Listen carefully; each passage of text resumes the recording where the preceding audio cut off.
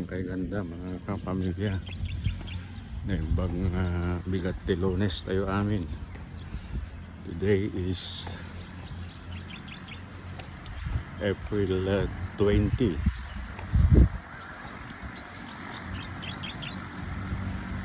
Magandang balita kasi bukas may medyo malaking rollback ng diesel, more or less 25 ata, 24.9 according to our BBM, the president. Sa gasolina mga 1 digit lang, mga 3 to 5, mga ganun.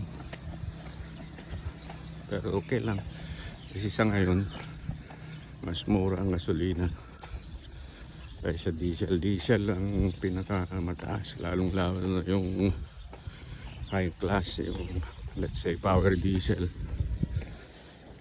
Sa ngayon 141 ata sa Shell gas station.